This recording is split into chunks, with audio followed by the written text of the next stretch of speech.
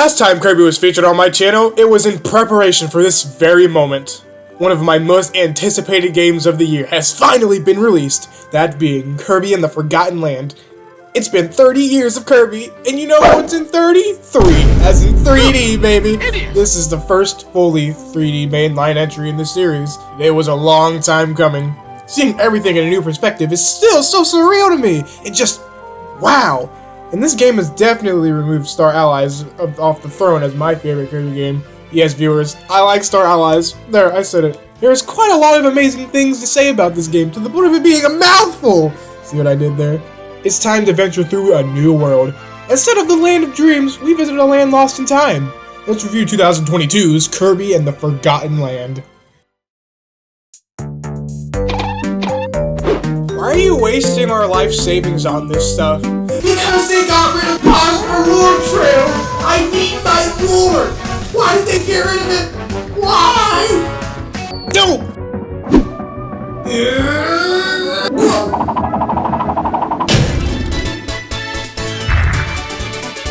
What is that? It's my name, you idiot.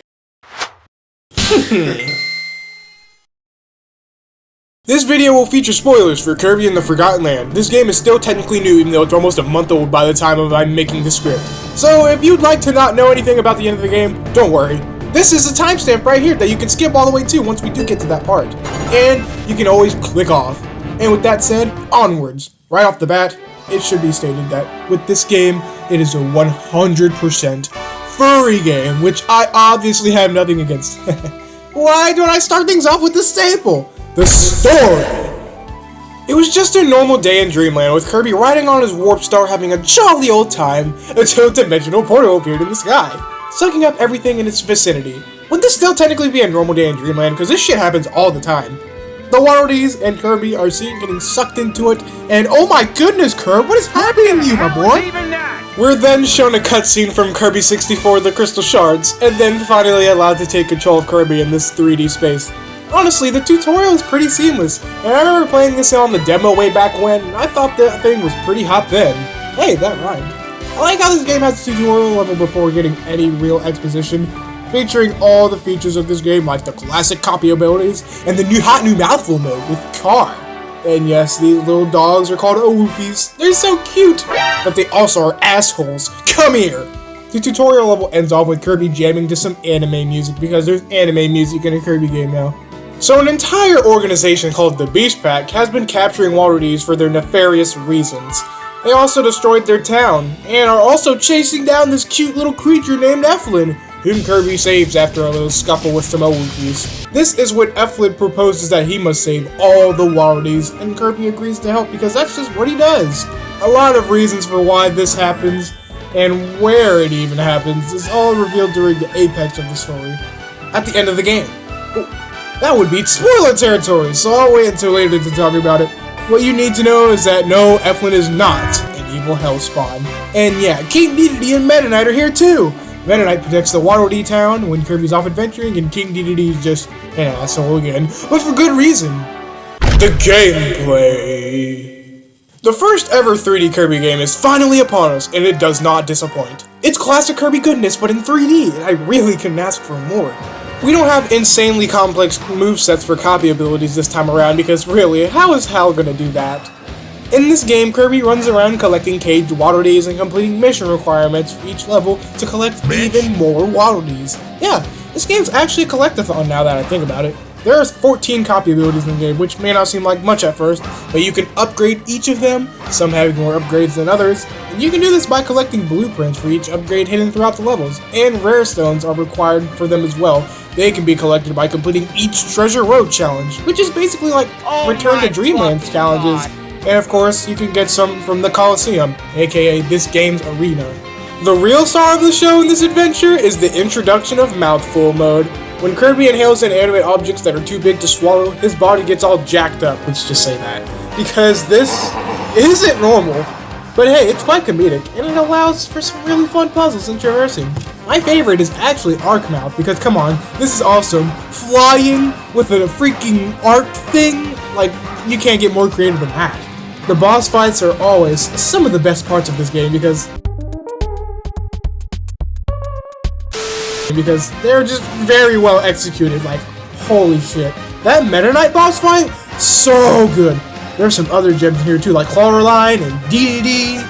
Oh man, these bosses just have some nice level challenges too. So it's also always nice to go back and do them for some extra Waterdees. Aside from adventuring in the new world, you can of course do a bunch of shit in the Waterdeed town, which is like the hub world of this game. Things such as fishing, Kirby's tilt and roll. Okay. Being a literal fast food worker with that Nice Head Canyon remix playing in the background, I'm going to definitely use that one. And you already know about the Coliseum, the arena, and you can buy food and power-ups, which is just so cool. I love spending money for no reason. Speaking of which, the gacha figures. You can purchase them from the machines in town or find them throughout the levels. They actually replaced Pause for Lore! You know, the one thing that Kirby games have been doing since like Superstar Ultra. It's sad, but hey, we still get that juicy lore even if you have to gamble for it. Also, can we talk about how fucking sick that dodge roll mechanic is? Kirby in the Matrix, man. Kirby in the Matrix. The Worlds, or the New World. My writing is so clever. Oh, you didn't hear me say that. Wow, the title of this segment is actually appropriate for once.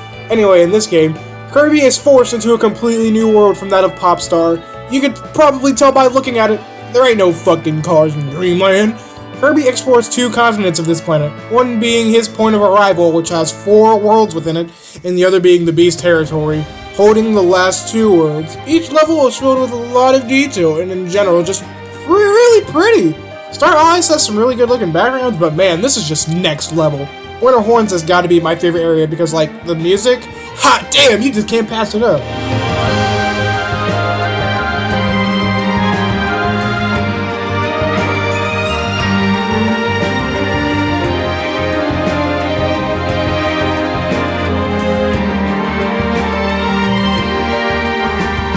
Also because DDD is like the boss, and he caged Eflin.